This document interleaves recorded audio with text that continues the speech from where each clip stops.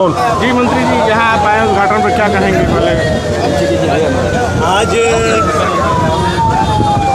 बलिया लोकसभा संसदीय क्षेत्र के फेफना विधानसभा का चुनावी कार्यालय उद्घाटित हुआ है।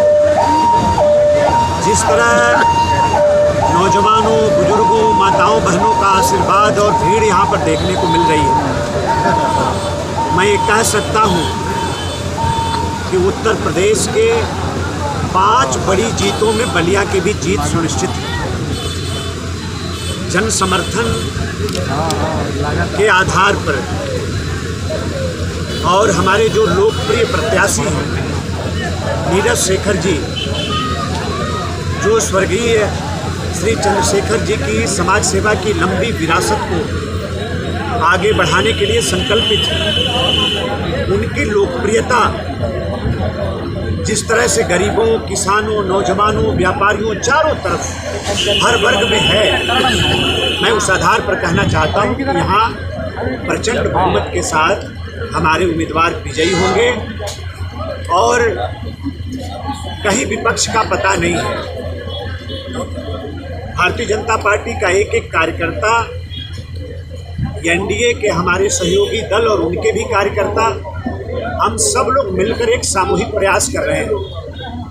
विपक्ष पूरी तरीके से बिखरा हुआ है, आपस में एक दूसरे के खिलाफ लोग काम कर रहे हैं, कहीं किसी प्रकार की कोई एकजुटता और किसी भी प्रकार की कोई चुनौती विपक्ष के तरफ से नहीं हो रही।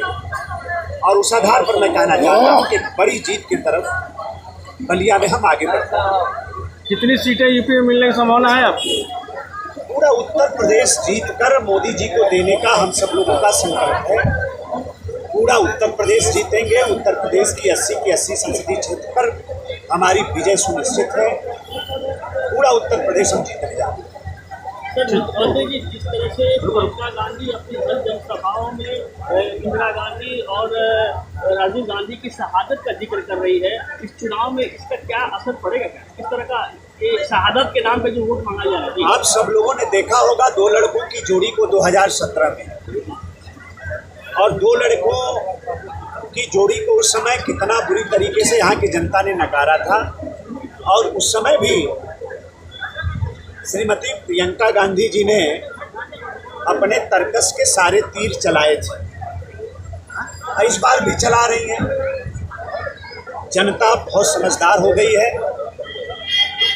भारत को जो विकसित राष्ट्र बनाने का हमारा संकल्प है, भारत को आत्मनिर्भर बनाने का जो पूज्य मोदी जी का संकल्प है, जनता उसके साथ चलना चाहती है, भारत का विकास देखना चाहती है।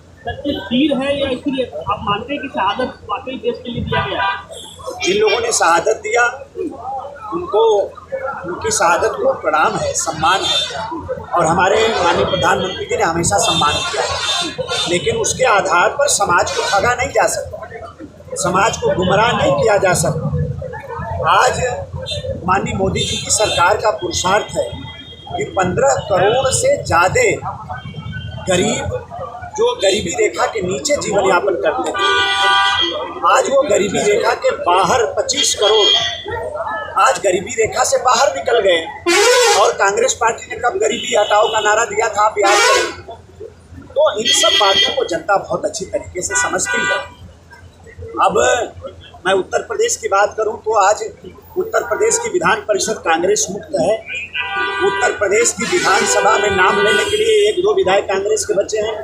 कहीं कोई कार्यकर्ता नहीं है, कोई बात नहीं है, जमीन पर इनका कोई काम नहीं है। और भारतीय जनता पार्टी का एक एक कार्यकर्ता, हम लोग 365 दिन 24 घंटा काम करने वाले लोग। चुनाव आया है इसलिए नहीं काम कर रहे, हम लोग निरंतर काम किए हैं, जनता के बीच में रहे हैं, जनता की सेवा किया है हमारी सरकारों ने। उसके आधार पर हम जनता के बीच में जा रहे हैं और जनता का अपार समर्थन हमें मिल रहा है। माननीय मंत्री जी, जब 2014 में आप सरकार में आए थे, उस समय एक वादा किया गया कि प्रत्येक वर्ष 2 करोड़ नौकरियां दी जाएगी युवाओं को। क्या वह वादा पूरा हुआ? उससे ज़्यादा हम रोजगार की व्यवस्था कर रहे हैं। दुख इस बात का है कि हमने जो स्वरोजगार के क्षेत्र में हमने जो काम किया है, हमने जो निजी क्षेत्र में लोगों को सेवा योजित करने का काम किया है, हमने जो प्राइवेट सेक्टर में हमने जो बेरोजगारी को दूर करने का हमारा जो काम हुआ है सरकार, मैं उत्तर प्रदेश की बात करूं तो 75 वर्ष के आज़ाद हिंदुस्तान में किसी गवर्नमेंट में आप नहीं दिखा सकते।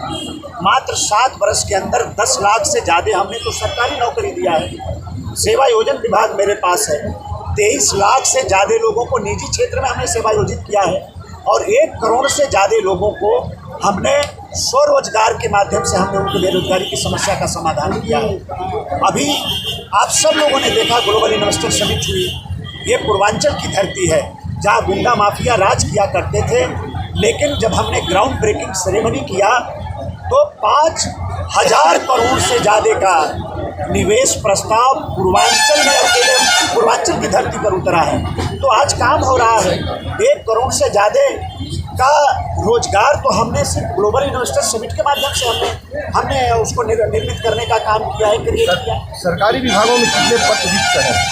सरकारी विभागों में आप सब जानते हैं उत्तर प्रदेश की जो जनसंख्या है, अगर उसके सापेक्ष आप सरकारी नौकरी देंगे तो आप भी जानते हैं, हम भी जानते हैं। तो हमने विकल्प निकाला, सरकारी नौकरी कितना है, आप सब सरकारी पदों को भर देंगे तभी बेरोजगारों की बड़ी फौज है हमारे पास। लेकिन आज हमने बेरोजगार नौजवानों का हौसला बढ़ाया है और उसी का परिणाम है कि पूरा युवा, पूरा नौजवान 2014 में भी, 2017 में भी, 2019 में भी, 2022 में भी हमने नौजवानों, युवा शक्ति और मातृशक्ति के सहारे और उनके समर्थन के आधार पर हमने सरकार बनाई है।